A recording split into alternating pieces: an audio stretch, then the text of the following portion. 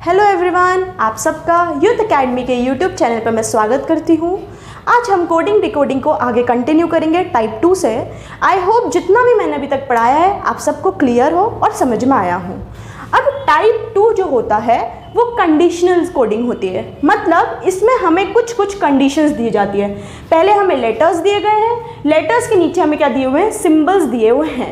अब यहाँ पे कंडीशन दी जाती है, हम एक एक कंडीशन को ब्रीफ में देखते हैं। उसने बोला अगर फर्स्ट एलिमेंट वोवल है तो फर्स्ट और लास्ट एलिमेंट के कोड को इंटरचेंज कर दो। हमने ये चीज़ हम देखेंगे कि आगे कैसे होती है। सेकेंड कंडीशन दी है कि अगर लास्ट एलिमेंट वोवल है तो जो फर्स्ट और लास्ट एलिमेंट है उसको हम कोड करते हैं, लास्ट डिजिट का कोड देंगे। थर्ड कंडीशन उसने बोली है अगर फर्स्ट और लास्ट एलिमेंट कॉन्सोनेंट है तो हमको दोनों को क्या देंगे, फर्स्ट एलिमेंट का कोड देंगे। और फोर्थ कंडीशन उसने बोली है अगर दोनों एलिमेंट्स का कोड सेम है तो हम उसके सक्सेसिंग एलिमेंट का कोड उसे देंगे। अब किसको कोड देंगे, क्या एलिमेंट्स है, हम देखते हैं। ये हमारे एलिमेंट्स होते हैं जिसको हम कोड करते हैं, जिसको हम अल्फ़ाबेट्स बोलते हैं। अब बात ये आती है, इसमें एक सबसे इंपॉर्टेंट पॉइंट ये आता है कि हम एक से ज़्यादा कंडीशंस अप्लाई कर सकते हैं। अगर एक कंडीशन से हमारा आंसर नहीं आ रहा है और हमें दिख रहा है उसके आगे दूसरी कंडीशन लग रही है तो हम उससे आंसर कर सकते हैं। अब हम बात करते हैं, सबसे पहले हमें दिया हुआ IKST। अब हम देखेंगे क्या फर्स्ट कंडीशन इसमें लग रही है। फर्स्ट कंडीशन में बोल रहा है कि फर्स्ट एलिमेंट इज वोवल, तो क्या इसमें फर्स्ट एलिमेंट वोवल है? यस, तो मतलब हमारी पहली कंडीशन यहाँ पे लग रही है। अब हम बात करते हैं सेकंड कंडीशन भी चेक कर लेते हैं। उसने बोला लास्ट एलिमेंट इज वोवल, तो क्या लास्ट एलिमेंट वोवल है? नहीं, तो सेकंड कंडीशन हमारी यहाँ नहीं लग रही है। थर्ड बोला गया है if first and last element is consonant, क्या पहला और आखिरी दोनों कॉन्सोनेंट है? नहीं, आई वोवल होता है, तो थर्ड कंडीशन भी नहीं लग रही है।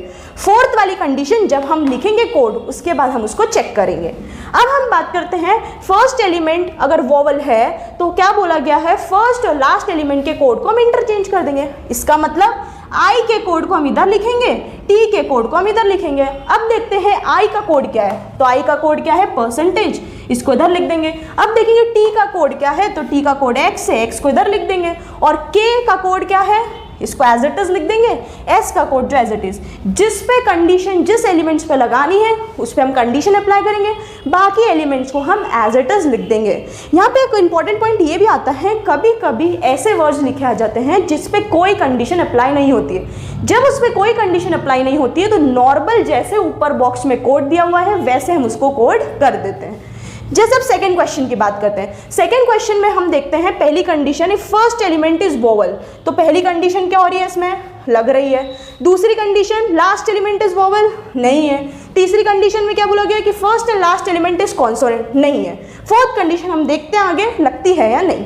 सबसे पहले क्या बोला गया है कि पहला एलिमेंट अगर वोवल है तो दोनों के कोड को हम इंटरचेंज करेंगे, मतलब ई के कोड को हम इधर लिखेंगे, वाई के कोड को हम इधर लिखेंगे। वाई का कोड क्या है, @ इधर लिख दिया। ई का कोड क्या है, x, इधर लिख दिया। k का कोड क्या है, फैक्टोरियल। u का कोड क्या है, फैक्टोरियल। क्या ये ऑप्शन में है? नहीं।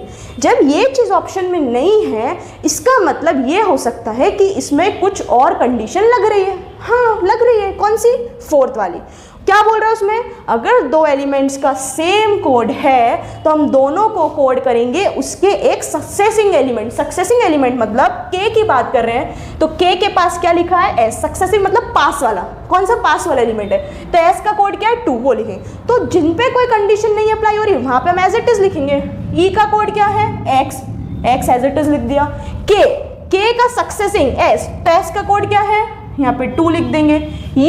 u के सक्सेसिंग कौन सा है, o का कोड क्या लिख देंगे हम, 2 लिख देंगे। और y का कोड हम क्या लिखेंगे, @ लिख देंगे। अब ये चीज़ हमें ऑप्शन में मिल गई है, तो मैंने यहाँ पे नोट लिखाया था कि हम एक से ज़्यादा कंडीशंस लगा सकते हैं और ये हमें कैसे पता पड़ेगा, ऑप्शन से हम ये चीज़ वेरीफाई कर सकते हैं।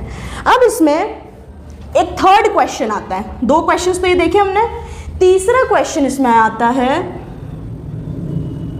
तीसरा क्वेश्चन जो इसमें आता है वो दिया होता है TSIA। सबसे पहले हम चेक करेंगे पहली कंडीशन। पहली कंडीशन में क्या बोला गया, अगर फर्स्ट एलिमेंट वोवल है तो क्या यहाँ फर्स्ट एलिमेंट वोवल है? नहीं, पहली कंडीशन यहाँ फेल हो गई।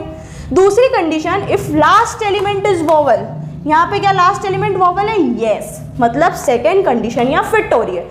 इसका मतलब अगर लास्ट एलिमेंट वोवल है then the code of first and last element is coded as the code of last digit. इसका मतलब ये होता है अगर आखिरी अक्षर हमारा क्या है? वोवल है, तो दोनों को हम आखिरी वाले का कोड देंगे, पहले और आखिरी दोनों को हम क्या देंगे? आखिरी वाले का कोड देंगे। मतलब ए का कोड हम देखते हैं क्या है? @, तो हम टी को भी @ देंगे और ए को भी @ देंगे। जिस पे कंडीशन नहीं अप्लाई हो रही है वहाँ हम एज इट इज लिख देंगे। एस का कोड 2 लिख देंगे, आई का कोड परसेंटेज लिख देंगे। अब इसमें एक क्वेश्चन फोर्थ एक और आता है। नेक्स्ट इसमें क्वेश्चन वो देता है SKETJ। अब हम बात करते हैं पहली कंडीशन, फर्स्ट एलिमेंट वोवल। क्या यहाँ है फर्स्ट एलिमेंट वोवल? नो, तो इसका मतलब पहली कंडीशन फेल। दूसरी, लास्ट एलिमेंट वोवल, क्या यहाँ लास्ट एलिमेंट वोवल है? नहीं, मतलब दूसरी कंडीशन भी fail. If first and last element is consonant, हमें दिख रहा है पहला भी कॉन्सोनेंट है आखिरी भी कॉन्सोनेंट है, मतलब थर्ड कंडीशन हमारी यहाँ पे फिट हो गई। तो उसने क्या बोला कि अगर पहला और आखिरी कॉन्सोनेंट है तो दोनों को हम फर्स्ट एलिमेंट का कोड देंगे। एस का कोड क्या है यहाँ पे? 2, तो आखिरी वाले को भी हम क्या देंगे? 2 ही देंगे और बाकी वालों का एज इट इज लिख देंगे। के का कोड हम फैक्टोरियल लिख देंगे, ई का हम x लिख देंगे, टी का भी हम क्या लिख देंगे? x लिख देंगे। ठीक है, सबको ये बात समझ में आई? ऐसे ये कंडीशनल कोडिंग दी जाती है, बहुत सिंपल होती है। कभी ऐसे दिया जाता है कि नंबर इवन है तो हम क्या करेंगे? प्रीसीडिंग कोड दे देंगे। कभी कुछ कोड दिया जाता है, वेरी सिंपल लैंग्वेज, बहुत सिंपल लैंग्वेज में कुछ 3-4 कोड्स दे देते हैं और उसके बेसिस पे 5 क्वेश्चंस देते हैं, हमें कोड्स लगाना है और उसको सॉल्व करना हो, और ऐसी एक टेबल दे देते हैं जिसमें अल्फाबेट्स और सिम्बल्स दिए जाते हैं। सबको ये टाइप समझ में आया? क्लियर है? अब हम आगे बढ़ते हैं इसमें नेक्स्ट टाइप पे, टाइप 3। टाइप 3 में हम देखेंगे वर्ड फॉर्मेशन कैसे करते हैं, वर्ड्स का कैसे फॉर्मेशन करते हैं, क्या स्ट्रैटेजी होती है जिससे हम वर्ड्स फॉर्मेशन करते हैं। तो नेक्स्ट जो टाइप की बात करते हैं उसमें हम देखते हैं वर्ड्स फॉर्मेशन। अब बात करते हैं कि वर्ड फॉर्मेशन होता क्या है। एक मैं एग्जाम्पल लेती हूँ। मैंने एग्जाम्पल लिया एप्पल, मैं बताऊंगी इसका पूरा क्वेश्चन क्या होता है, पहले आप समझे क्या बोलना चाह रही हूँ मैं। मैंने लिया एक एग्जाम्पल एप्पल। सबसे पहले हमें क्या करना है? इसकी रैंक लिखनी है। हमने याद करी थी कल के लेक्चर में, ए की तो सबको पता है क्या होती है? 1। पी की हमने कैसे याद करी थी? पी का वाटर इमेज क्या होता है? 16। फिर इस पी की क्या होती? 16। अब एल की कैसे याद करेंगे? हमने देखा था M3 जैसा दिख रहा है, तो एम की कितनी होती है? 13। तो एल की कितनी हो जाएगी? 12। और ई की हमें पता कितनी हो जाएगी? 5 हो जाएगी। ये चीज़ समझ में आई? अब इनको क्या कर देंगे? हम ऐड कर देंगे। क्या कर देंगे? इनको ऐड कर देंगे। 16 + 16 32। 32 में हम क्या करेंगे? 12 ऐड करेंगे तो कितना आएगा? 44। यही होगा। 16 + 16 32, 32 में 12 करेंगे 44, ये +1 45 और उसमें 5 प्लस करेंगे, हमारे पास टोटल कितना आ जाएगा? 50। मतलब एप्पल का हमने रैंक निकाला, सबको लिखा और उसको ऐड किया, कितना आ गया हमारे पास? 50 आ गया। लेकिन इसमें हम जो ये वर्ड फॉर्मेशन की बात करते हैं, इसमें हमें ऐड करने की क्या इतनी रिक्वायरमेंट नहीं होती है। हमने ये सारे नंबर्स लिखे, अब हम क्या करेंगे? इस नंबर्स को बोलना चालू करेंगे। जैसे 1 है, 2 3 4 5, क्या यहाँ जहाँ पे जितना गैप आ रहा है अल्फ़ाबेटिकल ऑर्डर के सीक्वेंस में, वैसा ही गैप इसमें आना चाहिए। जैसे 1 2 3 4 5, हमने 5 बोला और लिखा भी 5 है, इसका मतलब ये हमारा एक पेयर बन गया। इस पेयर को क्या बोलेंगे? AE। दूसरा 16 से चालू करेंगे, इसमें हम बैकवर्ड भी देखते हैं और फॉरवर्ड भी देखते हैं। जैसे 16 और इधर क्या चलेगा? 17। क्या यहाँ पे 17 लिखा हुआ है? नहीं, तो ये नहीं हुआ। 17 18 19, नहीं कोई पेयर बना। यहाँ से काउंट करेंगे 17 18, क्या कोई पेयर बना? नहीं। यहाँ काउंट करेंगे 17 18, कोई पेयर बना? नहीं। 12 से काउंट करेंगे 13 14 15, कोई पेयर बना? नहीं। 5 से काउंट करेंगे 6 7 8 9, कोई पेयर बना? नहीं। हम उस नंबर से पीछे भी काउंट करते हैं और आगे भी काउंट करते हैं। तो हमें जो एक पेयर मिला वो क्या मिला, सिर्फ ए ही। तो इस क्वेश्चन में टोटल नंबर ऑफ पेयर्स क्या हो जाएंगे, ए ही हो जाएंगे। इसका एक और मेथड है, अगर हमें वैल्यूज नहीं भी याद हो तो हम क्या करेंगे, जैसे मैंने लिखा है एप्पल, तो सिंपल सी चीज़ है, ए से बोलना स्टार्ट करो, बी सी डी ई, तो ई बोला, ई आया मतलब ये पेयर बन गया। पी क्यू नहीं बना, क्यू आर एस नहीं बना, क्यू आर नहीं बना, एम एन ओ नहीं बना, एफ जी एच आई नहीं बना। तो हमारे पास कितना पेयर बना, एक पेयर बना। अब बात करते हैं कि ये मैंने तो बता दिया, लेकिन इसका एग्जाम में क्वेश्चन कैसे पूछा जाता है। तो इसका क्वेश्चन ये पूछा जाता है, सब लोग लिख लेना एक question, how many pairs of letters are there in word। अब हम वर्ड ले रहे हैं, हमारा वर्ड जो है वो क्या है, कंप्यूटर।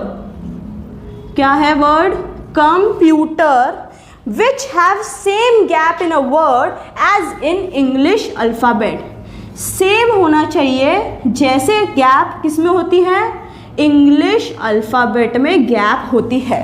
अब बात करते हैं इसको सॉल्व कैसे करेंगे। एक ट्रिक मैंने बताई थी, या तो इसकी रैंक लिख लो या तो इसकी प्लेस वैल्यू लिख लो, और दूसरी ट्रिक, अब प्लेस वैल्यू हर किसी को याद नहीं होती तो हम दूसरी ट्रिक फॉलो करेंगे जो सिंपल पड़ती है। सी से काउंट करना स्टार्ट करते हैं, D E F G H I J, कोई पेयर मिला नहीं, ओ पी नहीं, P Q R S T U, कोई पेयर मिला नहीं, एम एन ओ नहीं, N O P Q R, एक पेयर मिला हमें ये, और उस पेयर का नाम क्या है, एम आर।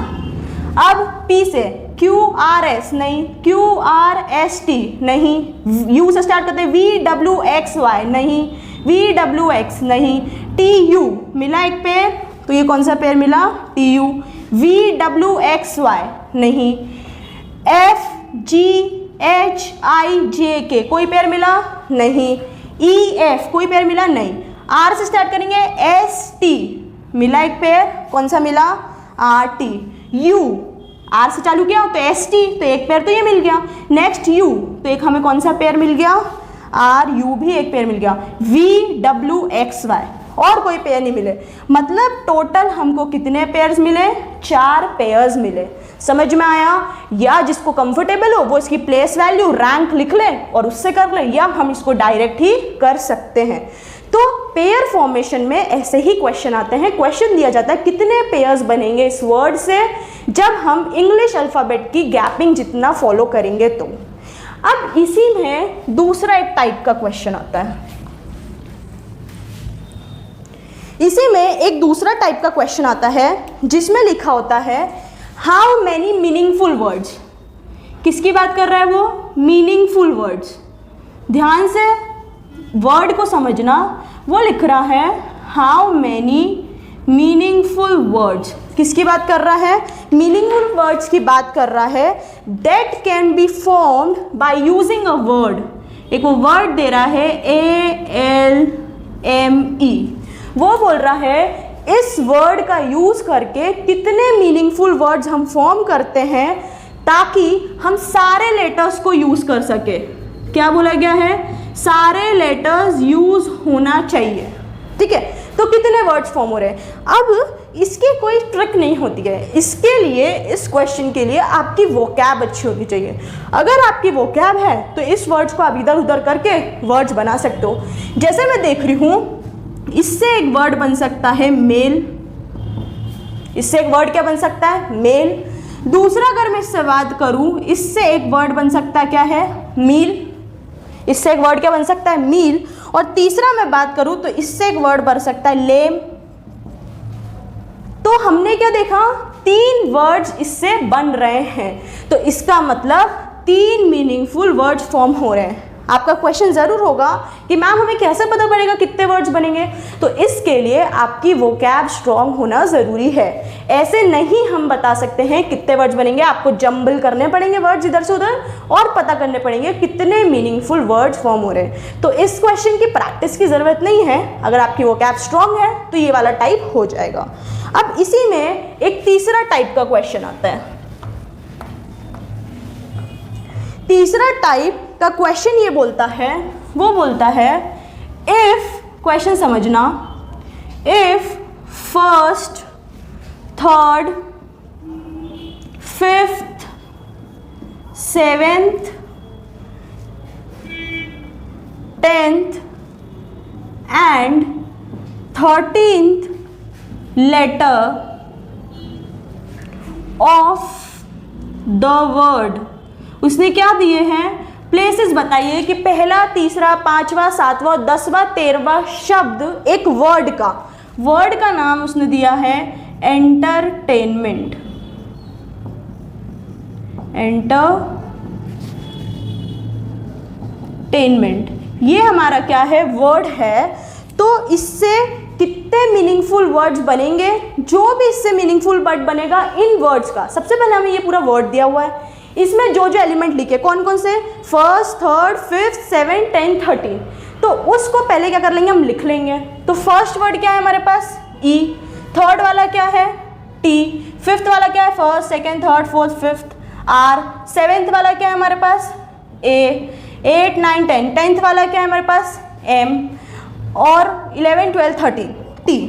अब हमें इससे क्या मीनिंगफुल वर्ड बन रहा है वो निकालना है। और फिर क्वेश्चन ये बोल रहा है कि जो मीनिंगफुल वर्ड बन रहा है उसका मिडिल शब्द बताना है, जो उसके बीच में शब्द आ रहा है वो बताना है। अब सबसे पहले हमें देखना पड़ेगा इससे क्या मीनिंगफुल बन रहा है। अब जब वो इतना बोल रहा है कि जो बीच में आ रहा है वो शब्द बताना है, इसका मतलब एक ही मीनिंगफुल वर्ड बनेगा। कौन सा बनेगा, अगर मैं देखती हूँ तो इससे जो मीनिंगफुल वर्ड बन रहा है वो बन रहा है मैटर। क्या बन रहा है, मैटर। तो अब उसने क्या पूछा है, ऑप्शन में वो देगा कि बीच के दो वर्ड्स, तो हमें दिख रहे हैं बीच के दो वर्ड्स क्या है इसके, टीटी। तो ये हमारा क्या हो जाएगा, आंसर हो जाएगा। ऐसे वो कुछ भी ट्विस्ट दे सकता है। यहाँ पर उसने दे दिया इस शब्द के ये लेटर्स को लिख लो, हमने लिख लिया, फिर निकाला कि उससे कौन सा मीनिंगफुल वर्ड बन रहा है, निकाल लिया। फिर अब वो क्वेश्चन में ट्विस्ट कर सकता है कि लास्ट एलिमेंट बताओ कि लास्ट एलिमेंट में क्या लिखा है, दूसरा एलिमेंट राइट से क्या लिखा है, तीसरा एलिमेंट लेफ्ट से क्या लिखा है, कुछ भी वो क्वेश्चन में पूछ सकता है। अभी उसने क्या पूछा, मिडिल वाले शब्द बताओ। ये समझ में आए, ये वर्ड फॉर्मेशन का तीसरा पैटर्न है। अब इसका एक लास्ट पैटर्न आता है वर्ड फॉर्मेशन का फोर्थ।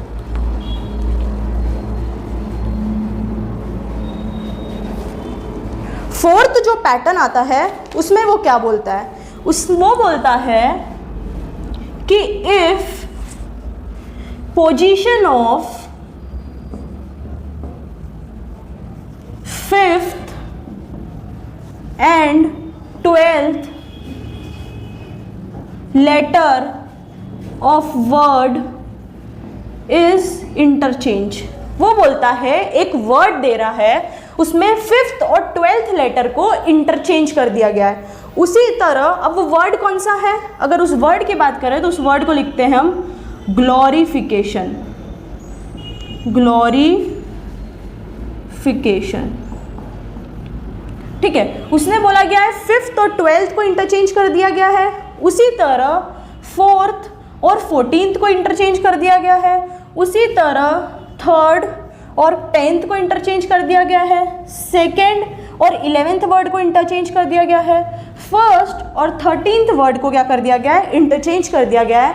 तो वो क्वेश्चन में पूछ रहा है मेरे को बताओ 12th letter from right, 12th letter कौन सा होगा राइट से। अब देखो ये क्वेश्चन क्या बोल रहा है, हमें बोला गया है कि 5th और 12th लेटर को इस वर्ड में इंटरचेंज कर दिया गया है। उसी तरह 4th और 14th को इंटरचेंज कर दिया गया है। उसी तरह 3rd और 10th को इंटरचेंज कर दिया गया है। 2 और 11 को और 1 और 13 को इंटरचेंज कर दिया गया है। तो बताओ इस शब्द में जब ये मैं इंटरचेंज कर दूंगी तो 12th लेटर कौन सा होगा राइट से। अब बात आती है मैं एक एक को इंटरचेंज करूंगी तो इससे बहुत टाइम लगेगा। हम क्या करते हैं, पहले नंबर डाल लो, 2, 3, 4 5 6 7 8 9 10 11 12 13 नंबर डाल लिया। अब वो कौन सा पूछ रहा है, 12th लेटर फ्रॉम राइट, तो राइट से 12th गिनो, 1 2 3 4 5 6 7 8 9 10 11 12 ये वाला ला रहा है। अब हम देख रहे हैं कि सेकंड के साथ वो किसको इंटरचेंज कर रहा है, 11th वाले को, मतलब ये 11th वाला इधर आएगा और ये जो सेकंड वाला है वो इधर जाएगा, मतलब हम यहाँ पे क्या लिखेंगे, आई, तो इसका आंसर क्या हो जाएगा, आई। अगर हम इसको एक एक को लिखते इंटरचेंज करते तो बहुत टाइम लगता, हमने सिर्फ लिख लिया। अब हमने देखा हमें कौन सा निकालना है, तो हमने देख लिया, हमने देखा 12th राइट से, तो राइट मतलब हम यहाँ से गिनेंगे, यहाँ से गिना तो 12th यहाँ पे आ रहा है। अब 12th के साथ क्या इंटरचेंज हो रहा है, सेकंड के साथ 11th, सेकंड वाले लेटर के साथ क्या इंटरचेंज हो रहा है, 11th, तो हमारा आंसर क्या आ जाएगा, आई। हम इसको यहाँ रख देंगे। ये बात सबको समझ में आई। इस टाइप के क्वेश्चंस वर्ड फॉर्मेशन में बनते हैं। आप बुक से इन क्वेश्चंस को प्रैक्टिस करोगे, आपको सारे टाइप्स मिल जाएंगे और बहुत सिंपल तरीके से हो जाते हैं। अब हम टाइप 3 की बात करते हैं।